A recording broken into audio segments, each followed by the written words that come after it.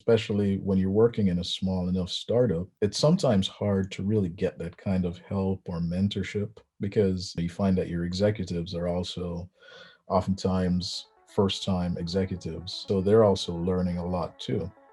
So actually taking the initiative to go off and seek that career help is something that was really, really important to me. And I'm really glad that I stumbled upon it in a way after having a number of conversations with other engineering leaders and getting this sort of recommendation that, yeah, you definitely do need some sort of mentorship.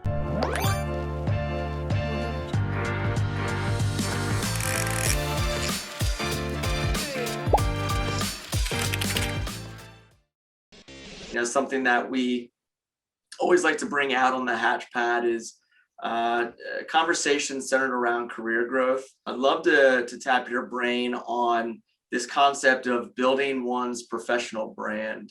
At a certain point as an engineering leader, you realize that you have to find ways to get help yourself. You're not only helping, folks underneath you on your team, but you yourself need to continue growing.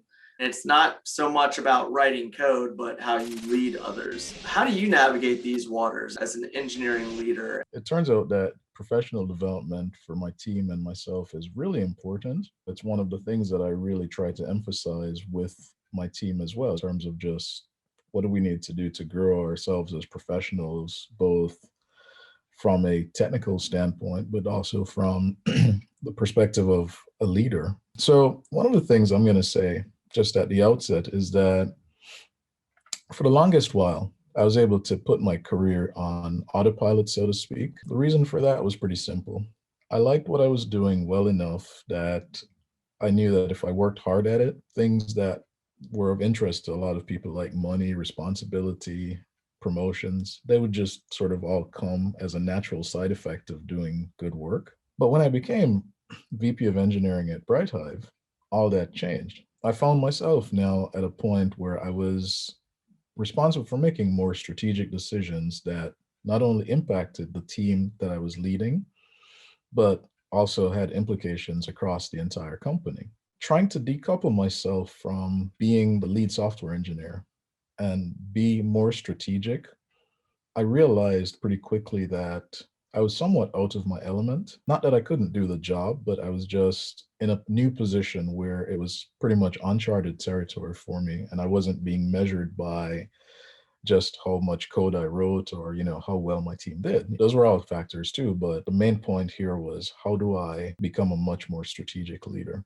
The biggest help that I found was seeking out a career coach. Working with her has really helped me to fine tune my fit in the organization, to understand more about myself as a person, as a leader, to understand what exactly my superpowers, so to speak, are as a person, and how do I make use of those superpowers, if you will, in actually leading my team. That was probably the most important investment that I could have made for myself, especially when you're working in a small enough startup. It's sometimes hard to really get that kind of help or mentorship because you find that your executives are also oftentimes first time executives. So they're also learning a lot too.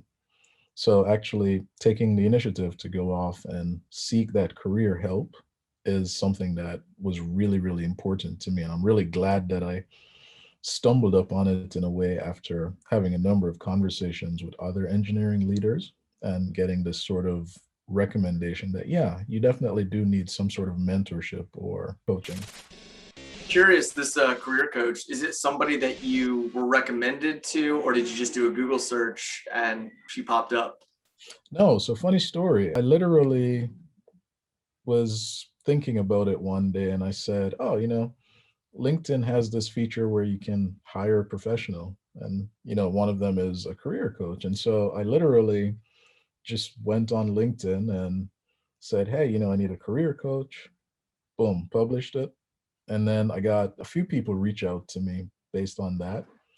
That's great. I'm curious to know, was it a career coach that was specific to somebody working in an engineering profession, or was it more of a blanket, leadership career coach versus specific to technical leadership?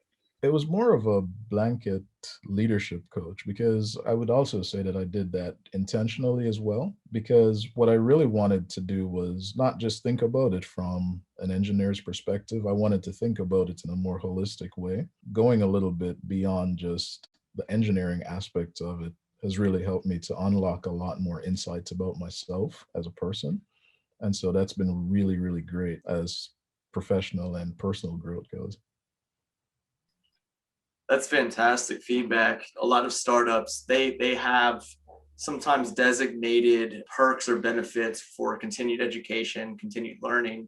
But oftentimes those might be for a specific certification or something that's a little bit more dedicated to a technical piece of the job, perhaps. When you think about leadership coaching, you don't always think of that as a set aside kind of continued education area, almost like a certain type of leadership MBA. And when you're almost towards the top of the food chain, you don't really have that luxury. And so seeking out advisors, seeking out career coaches, that's fantastic that you were able to kind of navigate that. Absolutely. It was definitely one of those things where you hit uncharted territory and you realize, okay, you need a guide to help you through this, right? And I think that realization is a sign of maturity for someone because they realize at that point it's not about just what they can do on their own. It's really about actively taking the opportunity to go find someone that knows a little bit more about what the possibilities are. And it definitely unlocks a lot of really interesting opportunities for folks. Well, Greg, this has been really helpful. I appreciate your time and thanks for hanging out with us at the Hatchpad. Hey, thanks for having me. It was my pleasure.